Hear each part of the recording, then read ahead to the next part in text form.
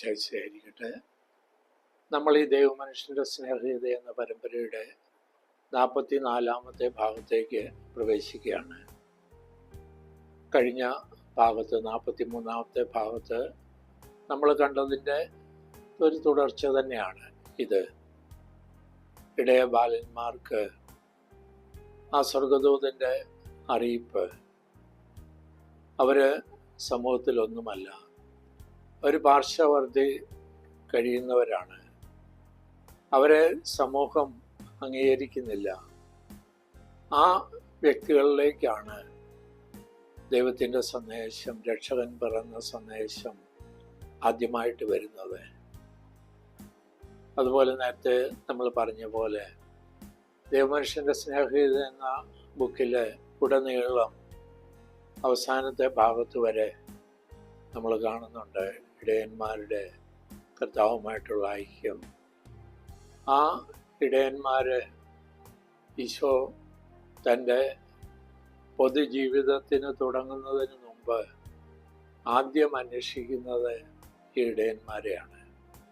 ഇടയന്മാരെ കണ്ടുപിടിക്കുവാനും, കാരണം ഈശോയെ ആദ്യം കാണുന്നത് അവരാണ്. ഈശോയ്ക്ക് അറിയുകയും ചെയ്യാം, ഈശോയെ അവസാനം കുരിശിൽ തറയ്ക്കുമ്പോഴും അവരാണ് കൂടെ ഉണ്ടായിരുന്നതെന്ന്. ഇന്ന് നമ്മൾ ധ്യാനിക്കുന്ന വിഷയം ആ സ്വർഗദൂതൻ വന്നതും അതിൻ്റെ പ്രതിഫലനങ്ങളും എല്ലാമാണ്. ഒരു രാത്രി, ആ രാത്രിയിൽ നക്ഷത്രം വലുതാവുകയാണ്. ചന്ദ്രൻ അതിശോഭയാൽ ആ സ്ഥലം മുഴുവൻ പ്രകാശം പരത്തുകയാണ്. ആ ഇടയന്മാരിലെ ഏറ്റവും ചെറുപ്പമുള്ള ലേവി എന്ന ഇടയൻ ഈ പ്രകാശം കാണുകയാണ്. അവനുടനെ പുറത്തോട്ട് ഓടി വരുന്നു. ഓടി വരുമ്പോൾ ഈ പ്രകാശം കൂടി വരുന്നു. അവൻ്റെ കണ്ണിന് താങ്ങാൻ പറ്റാത്തതുപോലെ, പ്രത്യേകിച്ച് ഇരുട്ടിൽ നിന്ന് വരുന്ന ഒരു വ്യക്തിക്ക് ചെറിയ പ്രകാശം പോലും അരോചകമായി തോന്നുന്നു. പക്ഷെ ഇത് എല്ലാ കണ്ണിൻ്റെ ആ കാഴ്ചയുടെ കഴിവിനെയും അതിജീവിക്കുന്ന വലിയൊരു ശക്തിയായിട്ട് മാറുന്നു. അപ്പോൾ അവൻ കണ്ണ് കൈകൊണ്ട് മറച്ചു വയ്ക്കാൻ ശ്രമിക്കുന്നു. എങ്കിൽ പോലും പറ്റാത്ത ഒരു അവസരം അവന് മനസ്സിലാവുന്നുണ്ട്. അവൻ്റെ ആത്മാവിൽ എന്തോ വലിയ ഒരു സംഭവം നടക്കാൻ പോകുന്നു, അല്ലെങ്കിൽ നടന്നു. അതിൻ്റെ ഒരു അറിയിപ്പാണ്, സ്വർഗത്തിൽ നിന്നുള്ള ഒരു അറിയിപ്പാണ്. അവനുടനെ മറ്റ് ഇടയന്മാരെയും കൂടെ വിളിക്കുകയാണ്. അവർ മൊത്തം 12 പേരുണ്ട്. അവരെയും കൂടെ വിളിച്ച് ഒന്നിച്ചു കൂട്ടുന്നു. ആദ്യം മറ്റിടയന്മാർക്ക് ഇവനെന്തൊക്കെയോ ഭ്രാന്ത് പറയുന്നു, ഭ്രാന്ത് കാണുന്നു, ഭ്രാന്ത് അനുഭവിക്കുന്നു എന്നുള്ളൊരു മനോഭാവത്തിൽ അവനെ വഴക്ക് പറയുകയും എല്ലാം ചെയ്യുകയാണ്. പക്ഷെ ക്രമേണ അവരും ആ പ്രകാശം കാണുമ്പോൾ, അവരിലേക്ക് ആ പ്രകാശം വരുമ്പോൾ അവരും എന്തോ വലിയ, അവരുടെ ഉള്ളിൽ പേടി. ആദ്യം കണ്ട ഈ ലേവി എന്ന 12 വയസ്സുള്ള ഇടയബാലന് ആദ്യമുണ്ടായിരുന്ന പേടി മാറി ഭയഭക്തി ബഹുമാനമായിട്ട് എന്തോ വരുന്ന ഒരനുഭവം. അവിടെ നമ്മൾ രണ്ടാമത് കാണുന്നത് ഏലിയാസ് എന്ന് പറയുന്ന ഒരിടയൻ. അവനും ബാലൻ തന്നെയാണ്.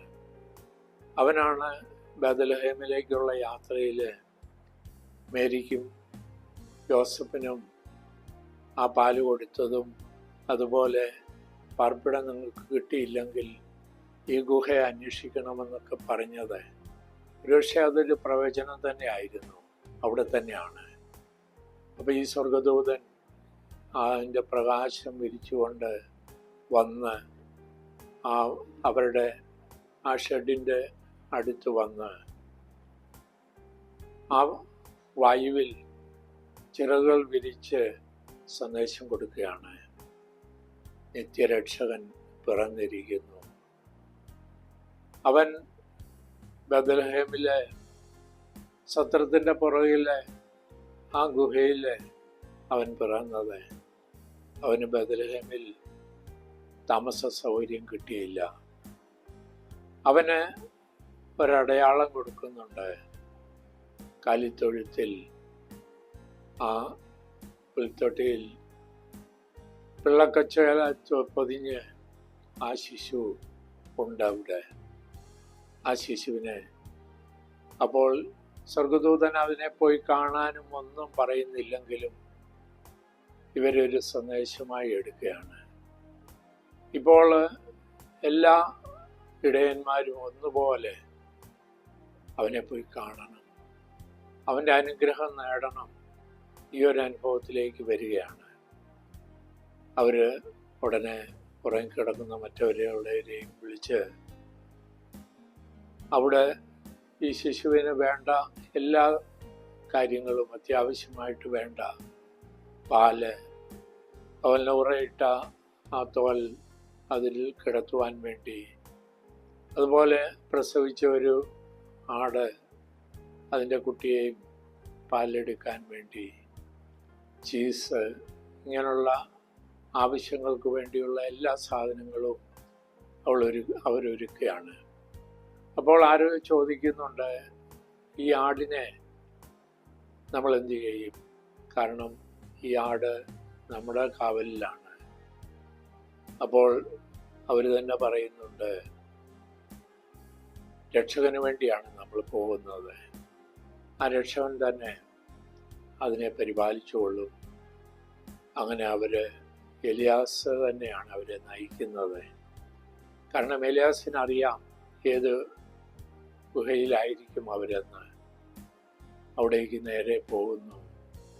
അവിടെ ചെന്ന് അവർ മാതാവിനെയും യോസേപ്പിനെയും പിള്ളത്തൊട്ടിൽ കിടക്കുന്ന ശിശുവിനെയും എല്ലാം കാണുന്ന അനുഭവം, സ്വർഗീയ അനുഭവം, അതവരുടെ ജീവിതം മുഴുവൻ നീണ്ടു നിൽക്കുന്ന അനുഭവം, പ്രതിസന്ധികളെയും പ്രത്യാഘാതങ്ങളെയും എല്ലാം ചെറുത്ത് നിൽക്കാൻ ശക്തി നൽകുന്ന അനുഭവം.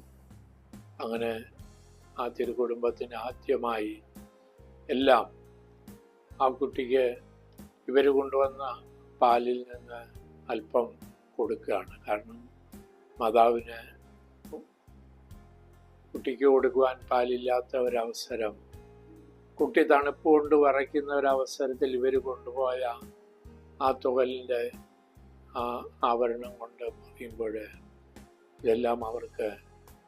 അപ്പം പരിശുദ്ധ കന്യാമറിയം പറയുന്നുണ്ട്, ഞങ്ങൾക്ക് നിങ്ങൾക്ക് തിരിച്ചു തരാനൊന്നുമില്ല. അവർ പറയുന്നുണ്ട്, ഞങ്ങളും ദരിദ്രർ തന്നെയാണ്. ആ ദാരിദ്ര്യത്തിൻ്റെ ആ പങ്കുവയ്ക്ക്, അത് ദൈവത്തിന് വേണ്ടി പങ്കുവയ്ക്കുവാൻ ഞങ്ങൾക്ക് അവസരം തന്നതിനെ ഓർത്ത് ഞങ്ങൾ നന്ദി പറയുന്നു.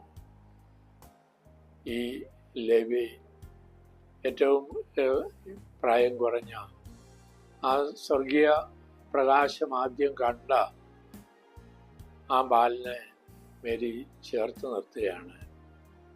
അതുപോലെ എലിയാസിനെയും, കാരണം എലിയാസാണ് എല്ലാം പറഞ്ഞു കൊടുക്കുന്നതും ആടിനെ കൊണ്ടുവരുന്നതുമെല്ലാം.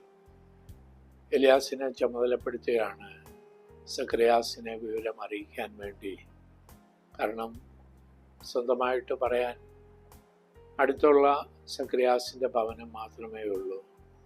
അപ്പം അങ്ങനെ ഈ ഇടയ ബാലന്മാർ വലിയ ദൈവിക നിർവൃതിയിൽ അവരെ കൊണ്ട് നിറയ്ക്കുകയാണ്. ഇവിടെ പരിശുദ്ധ കന്യാമറിയം പറയുന്നുണ്ട്, ആ ഇടയലിലുണ്ടായിരുന്ന വിശ്വാസം, ആ ഇടയലിലുണ്ടായിരുന്ന എളിമ, ഈ ഇടയലിലുണ്ടായിരുന്ന ഔദാര്യം, വിശാല മനസ്കത, തങ്ങൾക്കില്ലാത്തതുപോലും കൊടുക്കുവാനുള്ള താല്പര്യം, ഇതെല്ലാം ഒരുപക്ഷെ ആ തിരുകുടുംബത്തിന് ഏറ്റവും ചേർന്നവരായിട്ട് അവരെ മാറ്റി. ഈ ഇടയ മനോഭാവം നമ്മളിലും ഉണ്ടാകുവാൻ വേണ്ടി നമുക്ക് പ്രാർത്ഥിക്കാം. ആമേൻ.